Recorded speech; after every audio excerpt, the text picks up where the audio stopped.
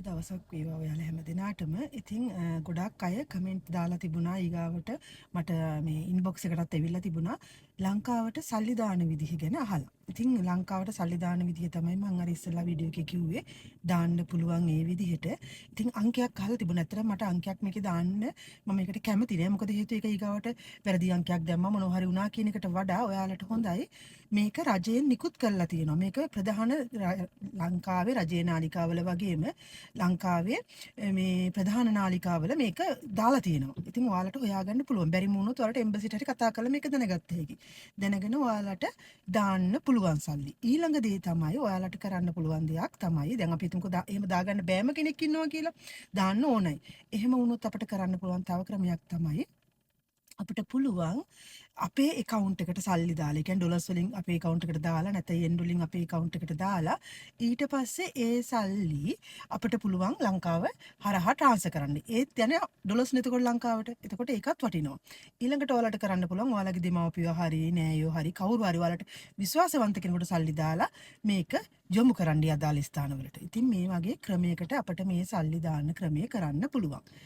විශේෂයෙන්ම කියන්න ඕන තියෙන දේ තමයි අපි ජපානයේ ඉන්නකොට අපිට ගොඩ අතර ස්වාභාවික අනතුරු තියෙන ගොඩාක් තියෙන රටක් මේක ලෝකෙම.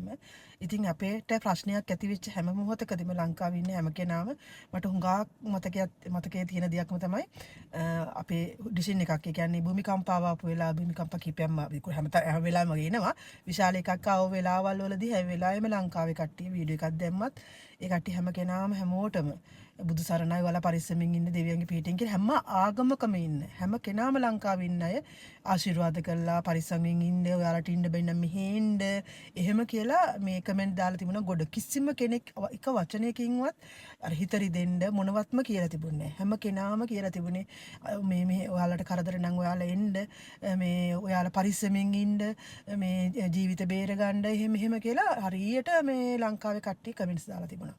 ඉතින් මට ඒක මතක් වෙලා කල්පනා කරේ අපිට දැන් මේ වෙලාවේ අපේ කට්ටිය වෙනුවෙන් අපේ මිනිස්සු වෙනුවෙන් අපේ රට වෙනුවෙන් අපි කරන්න ඕන දෙයක්. ඇත්තටම අපි මොකද ඉපදිච්ච රට අපි හැදුන වැඩුණ රට. ඉතින් අපේ රට ඔයක තමයි අපේ තියෙන එකම රට. ඉතින් අපේ රටනේ ඕක. ඒක නිසා අපේ මිනිස්සු ඔය ඉන්නේ. ඉතින් ඒ නිසා අපි පුළුවන් හැටියට අපිට පුළුවන් දේ අපි කරමු. ඒ වගේම හදවතින්ම ආශිර්වාද කරමු.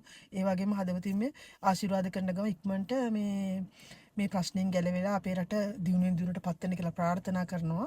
ඉතින් ඔයාලත් එහෙම කරන ගමන් අපිට පුළුවන් හැමදේම අපි කරමු. ඉතින් එහෙනම් ඔයාලට සුබ දවසක් ලංකාවේ සියලු දෙනාටම මේ සුබ අනාගතයක් අනිවාර්යෙන් හැදෙනවාමයි. දැන් මේ ප්‍රශ්නේ විසඳුණාට පස්සේ ප්‍රශ්න ඔක්කොම නැති වෙලා හොඳ තත්ත්වයක් හොඳ සිටුේෂන් එකක් ඇති වෙනවා අනිවාර්යෙන්ම. විශ්වාස කරලා අපි ජීවිතයට මුහුණ දෙමු. එහෙනම් සියලු දෙනාටම බුදු සරණයි.